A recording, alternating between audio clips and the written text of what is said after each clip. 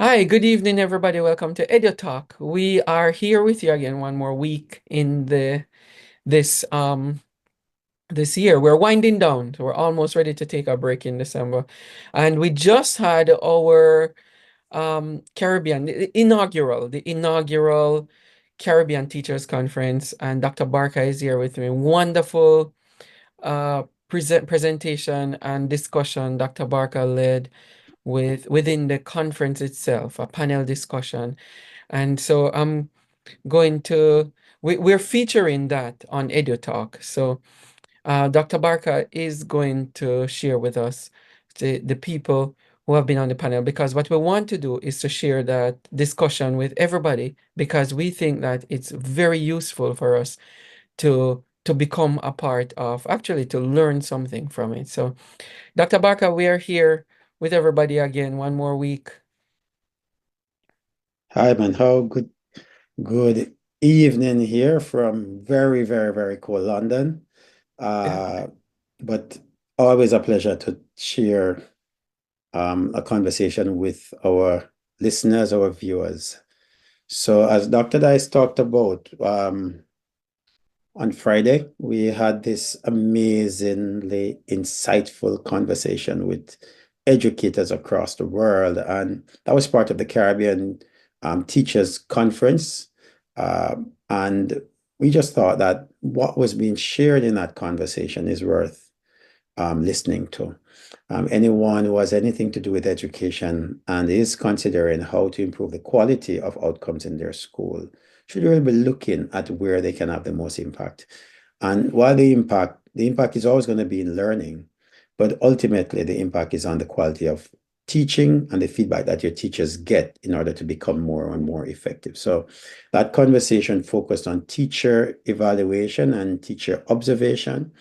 And one of the things that we did, given that I work in the international space, I wanted to just bring different perspectives, because sometimes when we try to resolve issues using the same people who work in the same systems, the ideas, the suggestions that they come up with, sometimes those ideas aren't as might need, haven't seen other be tested outside of those spaces. So our panel, our group, the panel was an esteemed panel, and they were educators with vast experiences, but also a wide array of experiences in international school.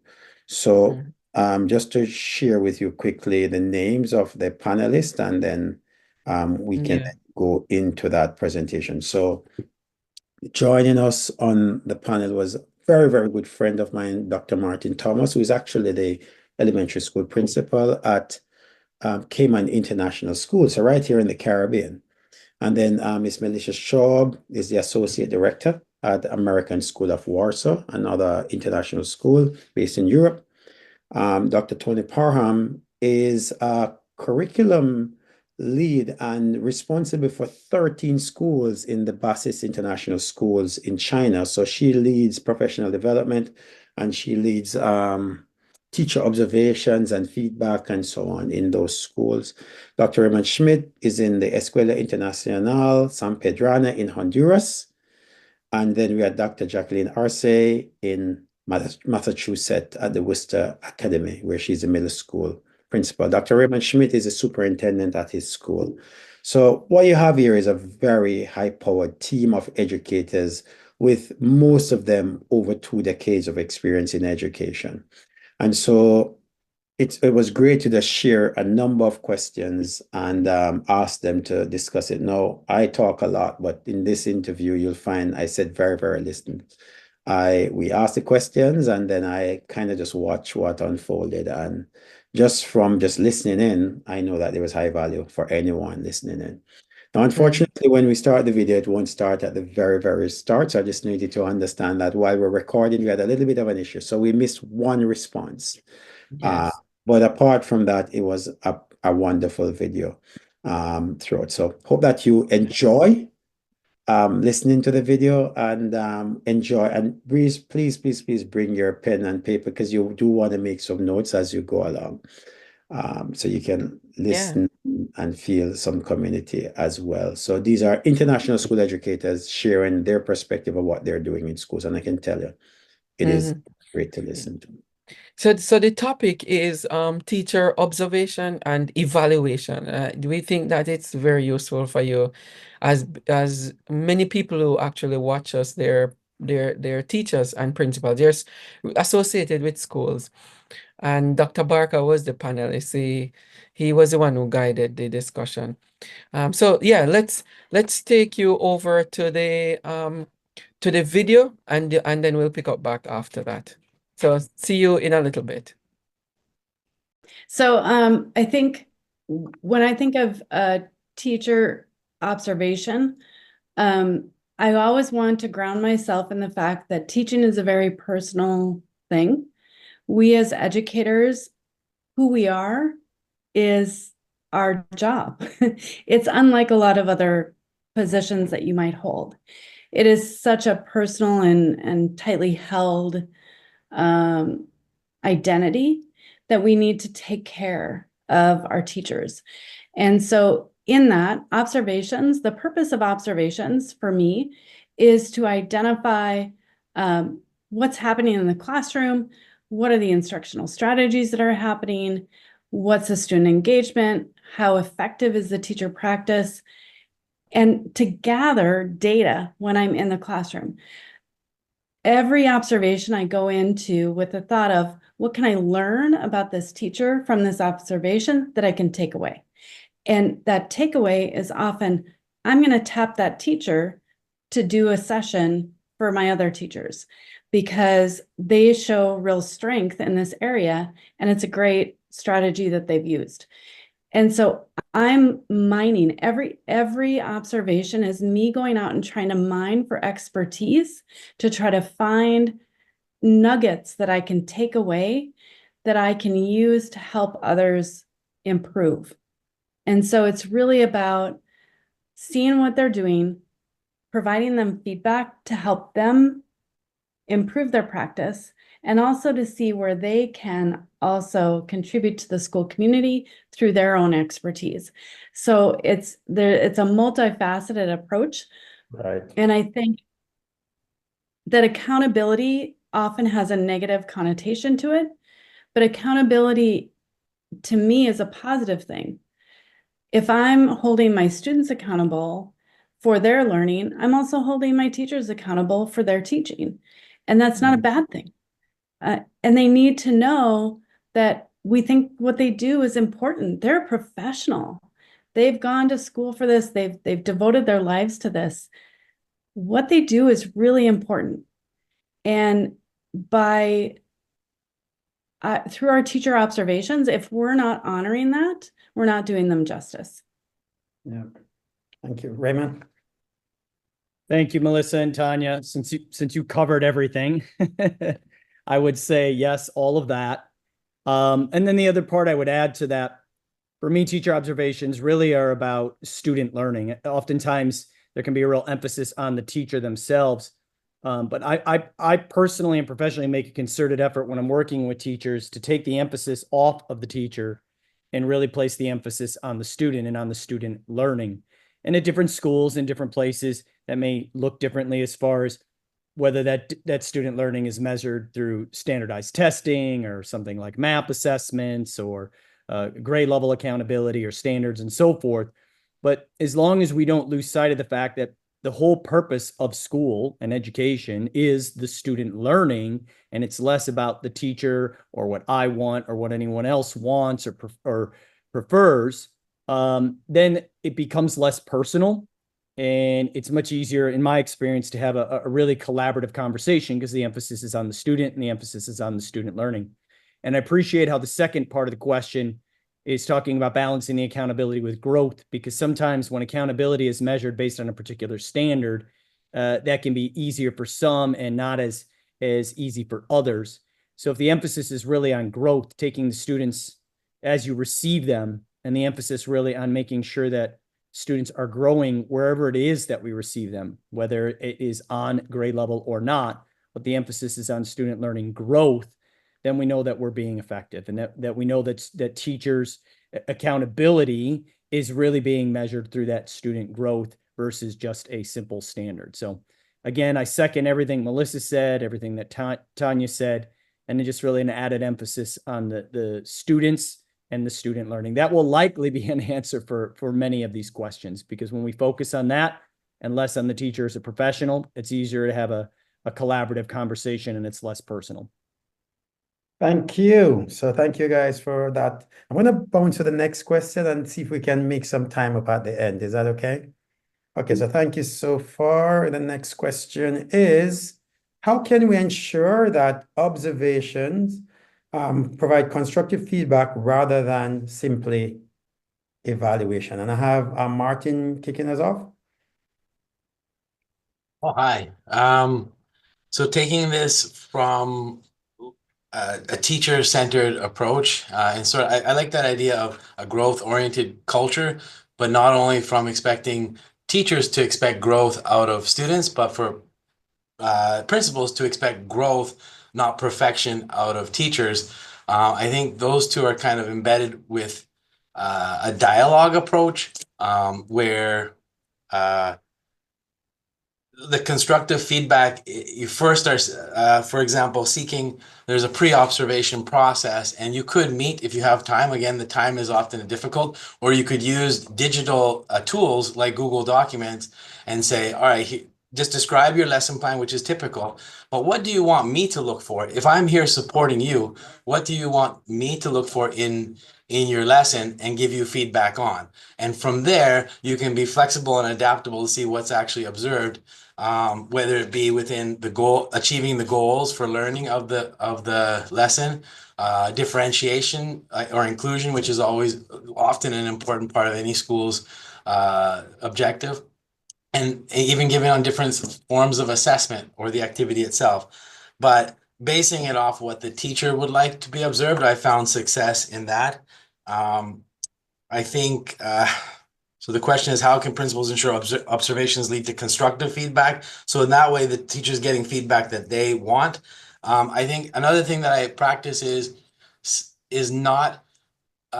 when you're giving feedback, make it objective statements so that you can both read it together. So the teacher, this is observable in an objective way within the classroom, when the teacher circulates often, and you're balancing positive with, and I don't call them critiques or negatives, because again, it's a fluid practice, it's an art, perhaps areas of opportunity. In question format, have you considered?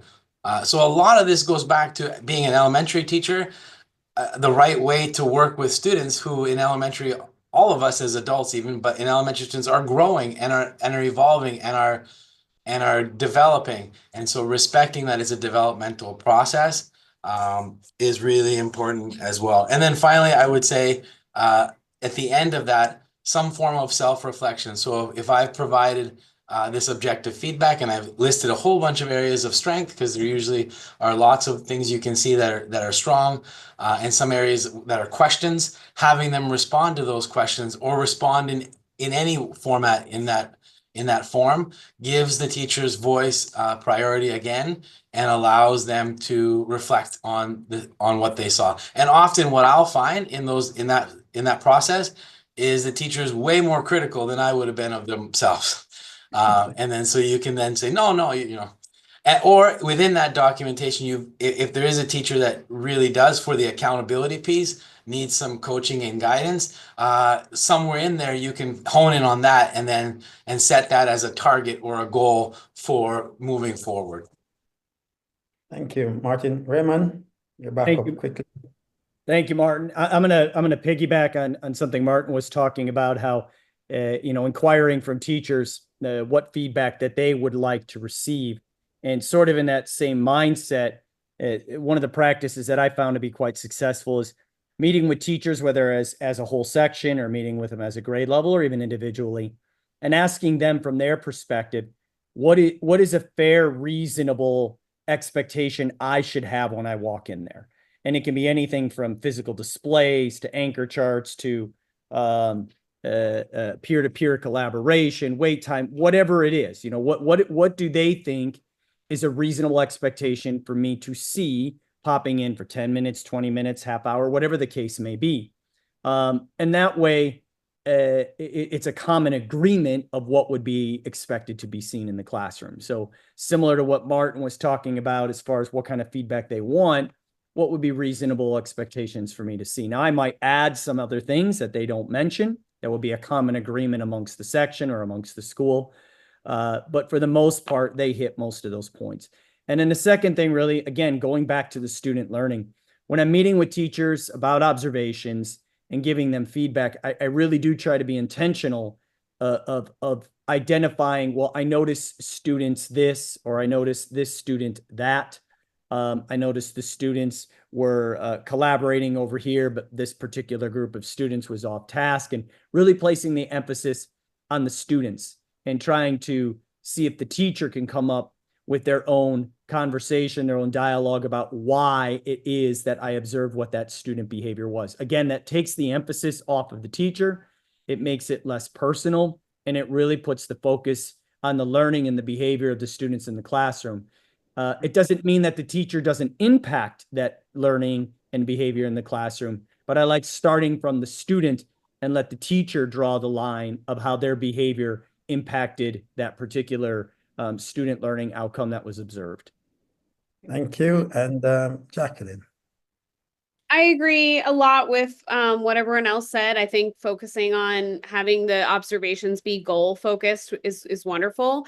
I do think that sometimes as an administrator, I try to be in classrooms as much as possible so that it feels casual. So it doesn't feel like it's, a one-off observation. I feel like the more frequently you're there, the more natural it is to have conversations about someone's teaching, and then you know them as a teacher. And so if you see something that looks different, well, I know them as a teacher, so there's a reason for why this is the way it is. So to make sure that it always connects to constructive feedback, I usually use I see, I like, I wonder protocol.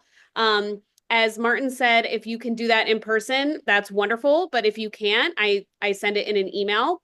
And it's the same way we do with students. We don't want the feedback to be overwhelming. And we don't always want it to be framed as free feedback, right? We want it to be framed as I'm curious about. So in my emails after an observation, I'll just put 3 bullet points. I see, I like, I wonder. I see could be something like, I see that your students were engaged, or I see they were seated in a U shape, or I see that you have the agenda on the board. I like can be anything that you liked. Yesterday, I sent a teacher something that said, I like that you gave them a task that would result in putting them in different groups based on what they need to work on. And then the I wonder is where you might have had a judgment, a snap judgment or evaluation, but you're framing it as a question. So you might say, I wonder what comes after the activity that I saw, if you're curious about the sequence of activities. Or you might say, I saw Martin was sleeping. I wonder what's going on with that student, instead of saying, how could you let a kid sleep in your class? Framing it as the I wonder. So that's usually what I use for my observations. And like I said, if I can do it in person, I do. And if I can't, I send an email and I say, I'm happy to have this conversation in person to explore my wonderings if you would like. Thank you. Thank you. I see, I like, I wonder. Jacqueline, how do you know that I'm the one that usually sleeps in class? 'Cause you're bang on with that. You're just right Usually there. me. So. Yeah. It's common knowledge, Martin, all over the world.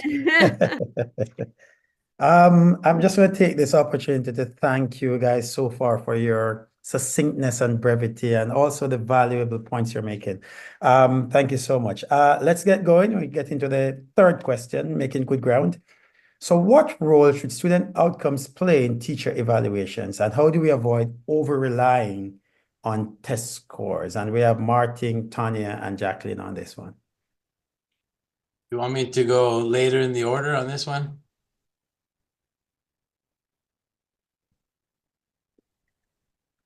Go, Martin. Do you want, Jacqueline, would you like to go first this time? Sure, I can. I don't have probably as much to say on this one as Tonya does, for example, because this is like the whole of her job. We don't use test scores to evaluate teachers, but I do think that having a holistic approach to teacher evaluation is important so that your data comes from multiple points, right? So your data could be, did they do goal setting? Did they seek out training elsewhere? You could get student feedback. We use student surveys that we give out twice a year. You take student feedback with a grain of salt, of course. But we use student feedback. We can have teachers write reflections of themselves. Sometimes they observe each other. So if you are using test scores, my thought would be to ensure that you have a holistic view of the teacher and that the test score isn't the only thing that is informing the evaluation. I think student outcomes in other places are important, not just test scores or achievement scores, but student outcomes in terms of, when you give them course surveys, are they saying that they feel that they've learned, right? Are they saying that they feel that they're seen and heard in the class? Like, those are some of the standard questions that we give on our course surveys that we value and see as important. It's not just, did they achieve this score? It's, do they feel that they learned or improved in that area? Right. Tonya? Yeah, so in my role, I work for Basis International, and I think what Jacqueline is referencing is Basis is known for being very data driven, and I've entered that role not necessarily agreeing with the concept of using student data for all kinds of purposes other than improving education. And so what I really focus on is student growth. And I want to see students growing. And the outcome that I would focus on is that when they came into us, they were here, and when they left us, they're better. And to me, that means something much more than what the achievement level means, because we take the kids where they are and we move them forward. And if you can show growth, that's much more important than just checking off they got a certain score. And so I wouldn't rely on test scores, actually. I would rely on the growth. And so that's what I emphasize in my work with teachers is, how can we meet the kids where they are and take them higher? And so one of the things that I always do with teacher observations when I'm a building administrator is I'll sit with the teacher before the observation. I'll say, who's going to struggle in the class with what you're doing today? Yeah. Or tomorrow, or whenever it's happening. And I want them to tell me who those students are and who's already got this. And so what am I going to see you doing differently for those kids? And so my point in a pre-observation is having them identify for me who is going to struggle and what am I going to see you doing differently with that kid than the kid that you just told me is got it down. Yeah. And so then they know when I come in, I'm watching to see that they know who they're teaching and that they know what they're purposefully planning to do with those students before they even start the class.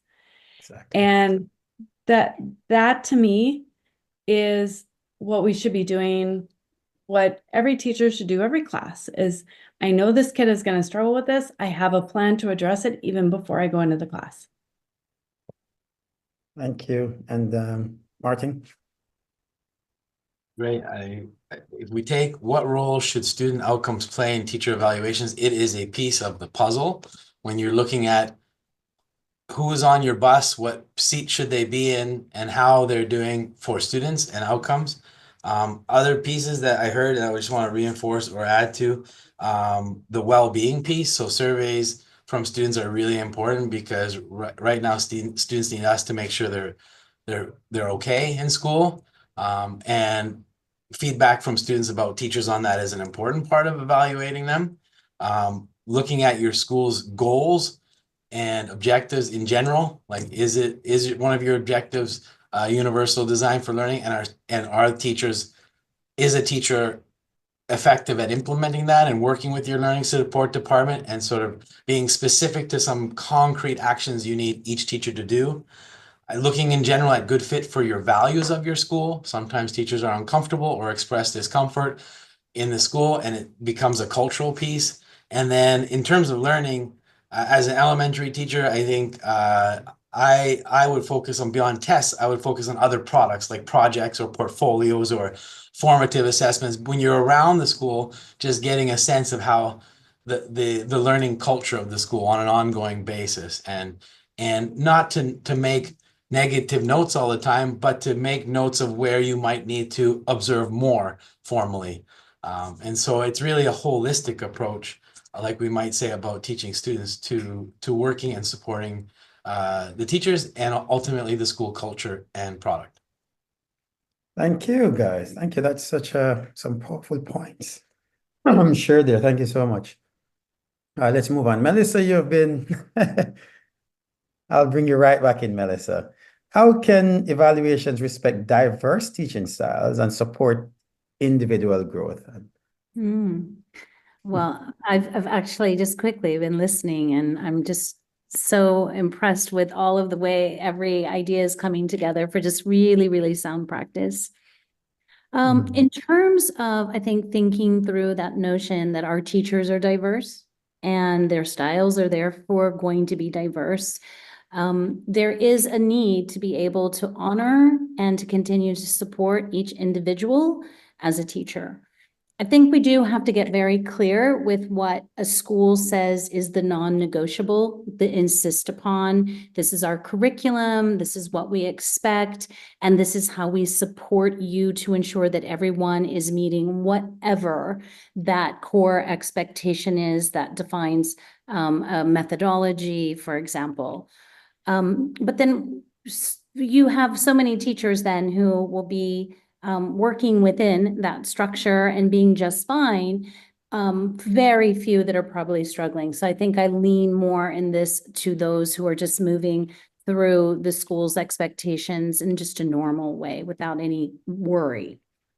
And one of, I think, the strongest approaches can be just bringing teachers together through that notion of collaborative learning communities. So I take it right back to what I started saying in the beginning. Culture really matters.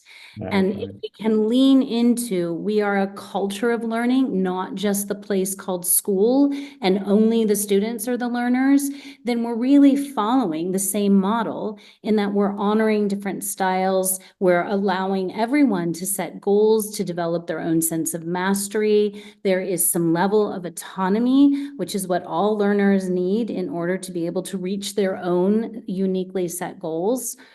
And so when we think about that collaborative learning community, being able to use each other in a way that allows teachers to be able to showcase what they're strong in doing. It also invites others to think about, oh, how can I take on a strategy or take on some methodology, make it my own, so that there isn't that sense of everybody must do it exactly like this in a cookie cutter fashion.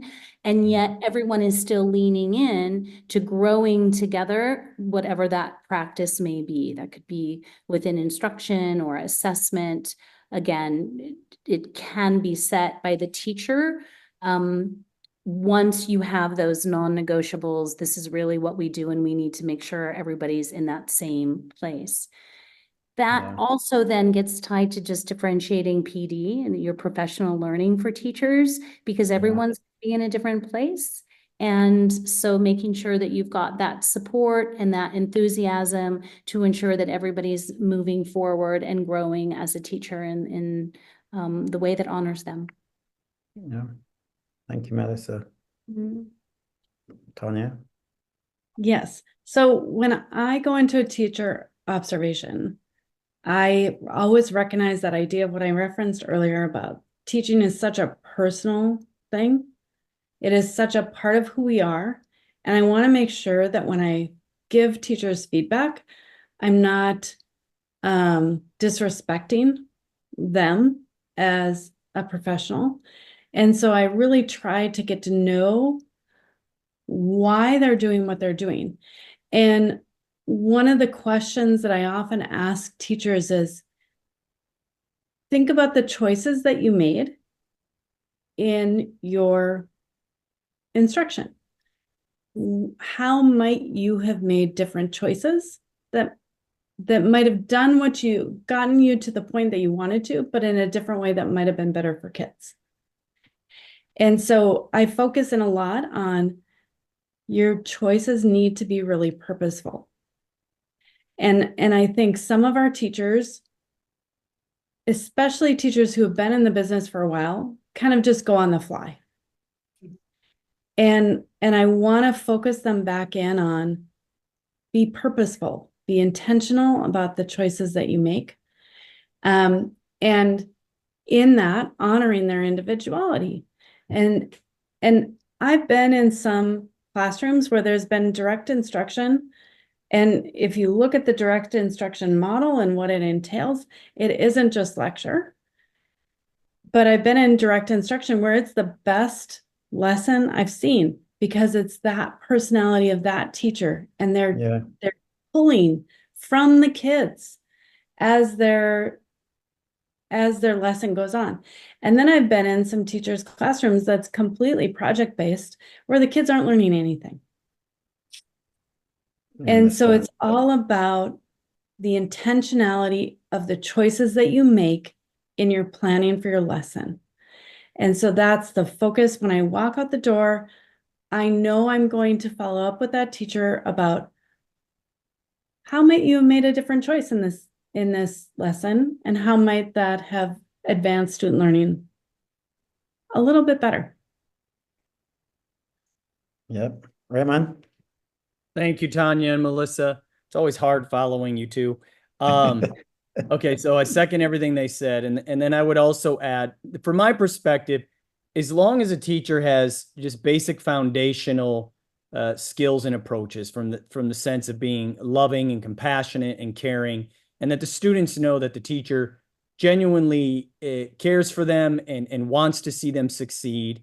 It doesn't mean that they're a pushover, that they're easy, but that the students really truly have a relationship with them that is emphasized with respect and value, and they really have their best interests at heart. As long as the teacher has those core foundations, their diverse teaching style, to me, is not all that relevant, other than the fact that it does need to be effective.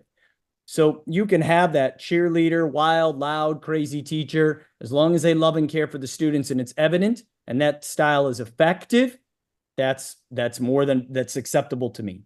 They could be more like how Tonya was talking about, a direct instruction, maybe a little bit more old school, but the students, again, they feel the value, they feel that they're loved and cared for, and it's effective, because it is difficult to do that sometimes and also be effective. Then that's fine too. To me, it's not that one is better more than the other. It's more that the students feel that they care, the students have a relationship with the teacher, and it is effective teaching.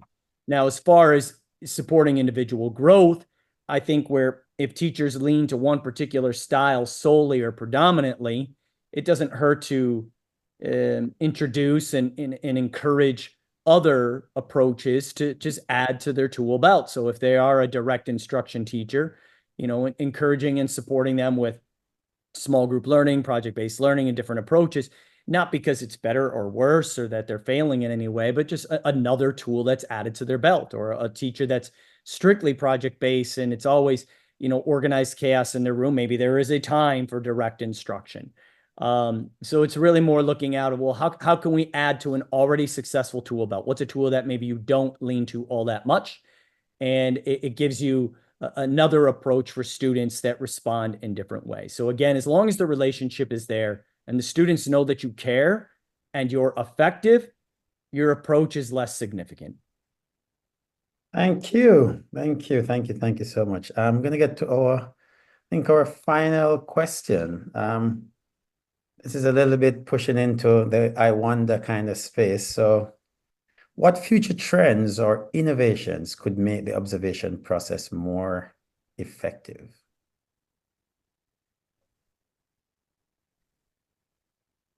Martin first.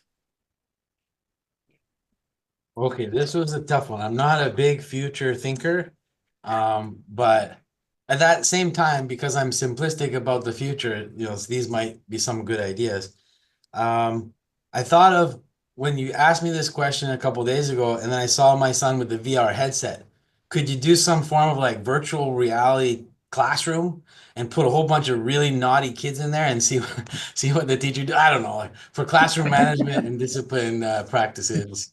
That would be a hard app to create, but that was one. But I did think like with AI, artificial intelligence, and like the being able to collect data automatically and then aggregate that and see patterns, and especially patterns, because often we'll observe one lesson, and that one lesson is one representation of a bigger picture over a course of 5 days or 6 days. If some AI bot was just sitting there and then saw patterns over time, and then you analyze that together with the teacher, that might be interesting. Also, it might be like Big Brother, like a camera in the room, which is also not very comfortable. So I'm definitely on the less technology side of the fence. So this was a hard question for me. But I do see value in video. Anytime I record, like I'm a sports guy, so anytime I record myself in sports, you can make adjustments pretty easy. And then you can also, that would allow, one of the hard things when you're talking about time and effectiveness or efficiency in schools is teachers, observing teachers is some of the best things to do. Yet there's never enough time. So if there's some video system going on and people feel comfortable, that could be asynchronous feedback on teaching. So those are my stabs in the dark for you on future trends. I don't know if they're futuristic trends or not, but ideating the possibilities of technology involved. Yeah. I see everyone laughing over there, so at least it was fun. Okay, there you go. Melissa? You can always count on Martin to make us laugh. Sleeping and having fun. Sleeping and yeah, There's a pounding good around. picture. Good luck. You know, you made some really important points, Martin, and I'm going to just add a little bit more around those same ones. I think that notion of innovation, like we think that futuristic, what's the thing that it's going to be? But innovation is really doing something that you're not doing yet. And I think that becomes really important. Yes, we've got amazing opportunities with anything that is digital now. And so the question for me is always, are we taking advantage of what we already have? And something as simple as a videoed or recorded lesson that can be set up by a supervisor, by colleagues, by the teacher, in and of herself or himself, can be so incredibly powerful, because it's really, a teacher is going to grow because they have a clear sense about where they need to grow. And we cannot see what we cannot see, and we generally cannot see ourselves. And so feedback coming from other eyes is very helpful. But when we can actually see ourselves in the instructional process, and we have a sense of what the targets are that we're trying to do, it could be that we're trying to lessen the teacher talk. We're trying to ensure that we're expanding all student thinking instead of only a few being able to provide questions and answers. Whatever that happens to be, that ability to invite teachers into a very risky world of being able to set their target, record themselves, and then be able to reflect on that becomes really, really powerful. And it's not a new idea. It's not futuristic, but where I have seen teachers start to become more and more comfortable with that idea, I've seen huge growth in pedagogical practice because they suddenly see it. And you hear often from teachers when you talk about a new strategy or something, well, what does it look like? What would that be?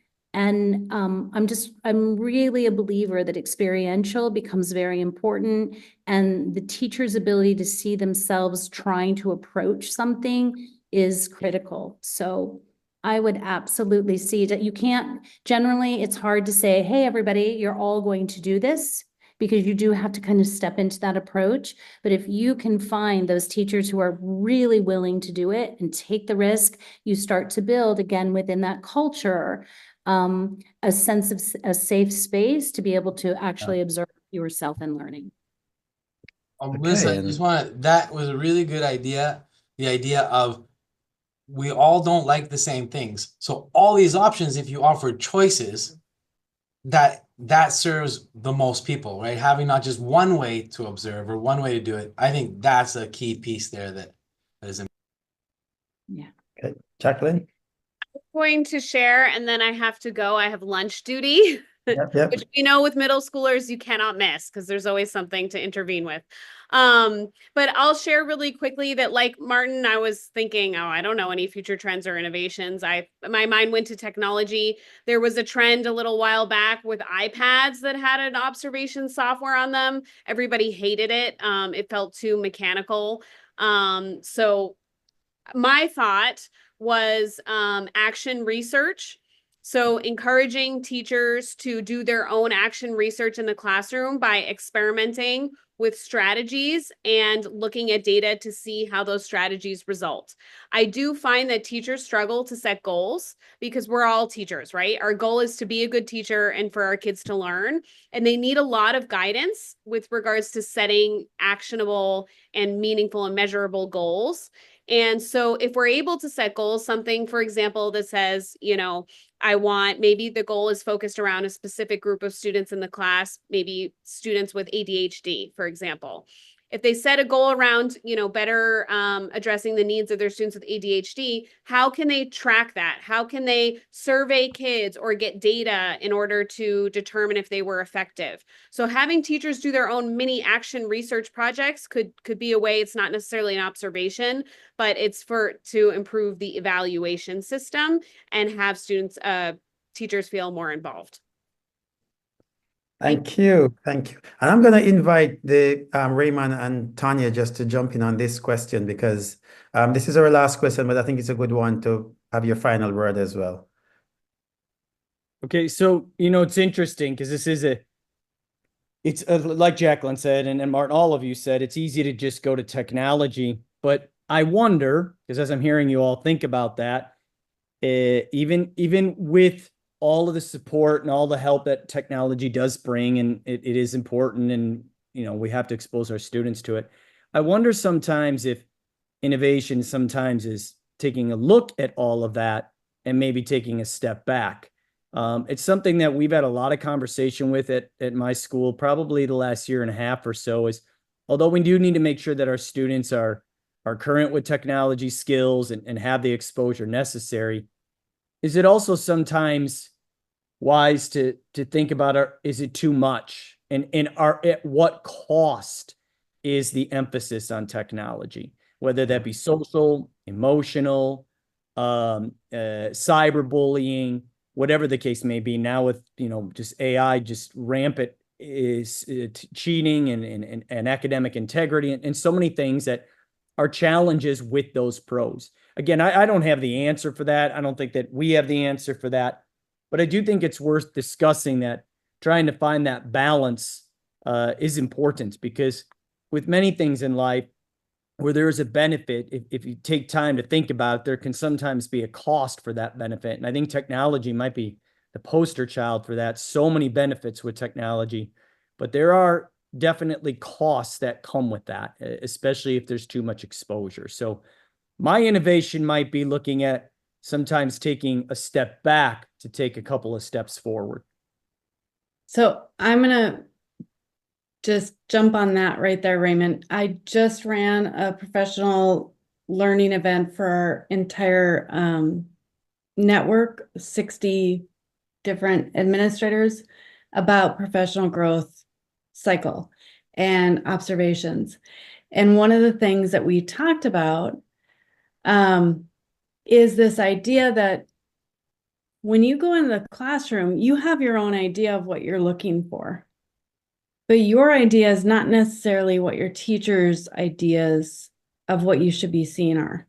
And so we went through a whole activity around developing look-fors and how you go about doing that so that they could take that back to their faculty and run that same professional learning event for them. So they looked at a reading about look-fors.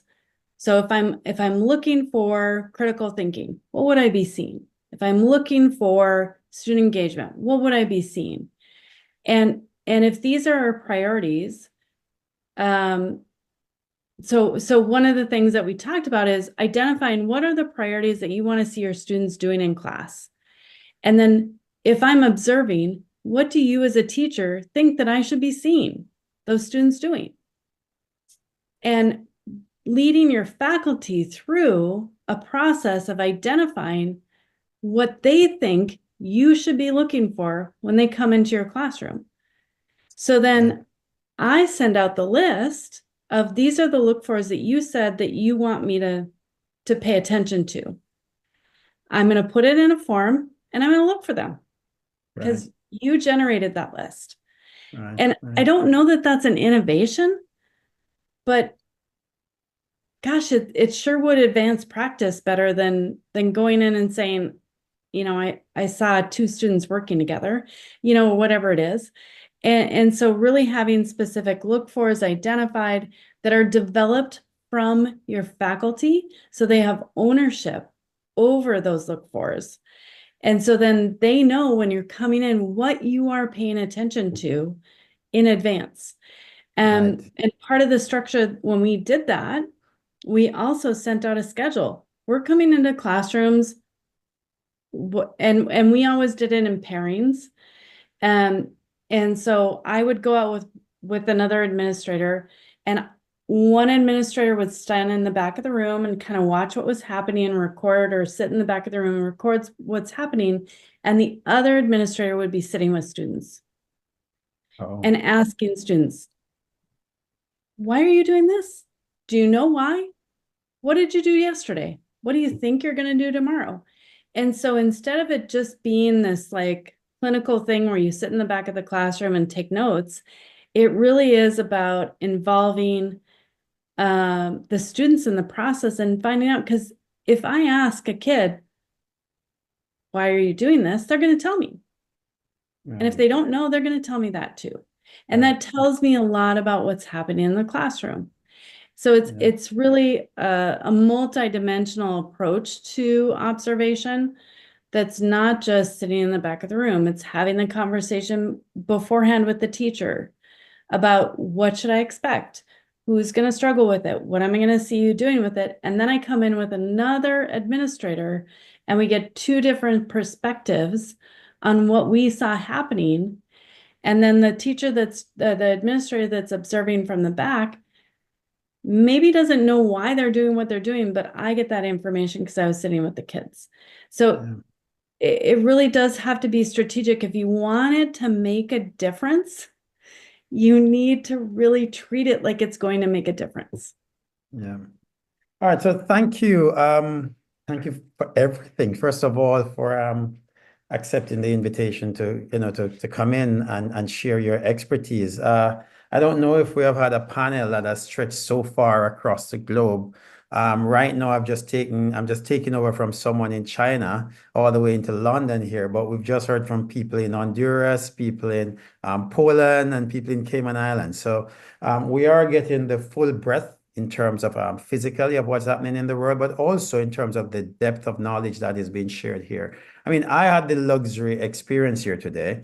And I think it's like a fishbowl, right? You know, the idea of being in the outside of the fishbowl and just watching all of this unfold. So if anything, I've left totally educated just hearing this, but not having to say anything, just listen. And it's one skill that we all need to learn, that kind of just listening without having any input or waiting to say. So I do thank you for that experience personally for myself. I'm hoping that our audience, our educators from across the Caribbean would have walked away from this experience totally energized. Some keywords I want to leave with, some key phrases that I picked up as you were talking. Culture of learning, make sure that you are making a note of that. It is a culture of learning that needs to be there. It is a personal thing. I do like those ideas that teaching is a personal thing. Multifaceted, student learning as a priority, purposeful, intentional, innovation, not necessarily meaning technology. We always spend our time thinking about what the future and what's going to be changing in the future. One of the big questions that educators maybe need to ask themselves is what's not going to change? And maybe sometimes we'll maybe be able to focus on the important things by looking at education and saying, no matter what will never change? Because we're always trying to figure out the change, but maybe we could focus on what's not going to change. And that make us focus on what we can bet on, can be improved, and will be there in the future. I know we have a lot to say, and I know that I wanted to keep it to time. You have done an amazing job as a panel. Round of applause, Thank you guys. so much. I'm going to pass it over to Judith to just close us off, but I hope that we have added some value to the day. And thank you so much, everyone. Raymond, Martin, Melissa, and Tonya, and Jacqueline, who had to run back to class. All right, everyone. We're here again, hoping that you enjoy your the discussion that you have heard and you have learned something. Dr. Barker, with his eloquence in asking questions and getting the eloquence too of the panelists, was very, very rewarding and rich. Enjoyed every bit of it every time I listen to this. Dr. Barker, what's one takeaway before we leave our people? I think the most important thing to understand from this discussion that I left with was that even though we talk about evaluation and observation, ultimately this is a conversation that's happening between administrators and teachers to try and understand how everyone can benefit, because ultimately this is about student learning. And so what I learned from all of our panelists was that no one's treating these as an opportunity to catch people out. And the best practice is to treat it as a conversation. So it is a conversation, even though there's a hierarchical piece there, it really is a conversation, and the best systems will do that. So I'm hoping that as people listened or watched, that these were some of the thoughts. It would be great to hear what people think. So if you can make a comment or let us know, or maybe if you find a quote that someone has said that you think was useful, please share. That we can talk about that and continue to learn together. So Yeah. Thank you. Yeah, so guys, we will see you next week with another episode of EduTALK.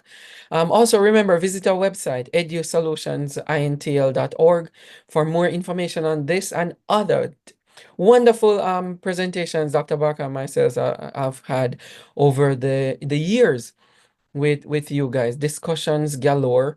Also, if you want to write to us at edusolutionsintl@gmail.com. That's edusolutionsintl@gmail.com, and we'll respond to you. Check out our website, because we have a lot of services that you might want to tap into in our network. So see you next week. Enjoy the week. Have a great week. Bye bye, everybody. Take care.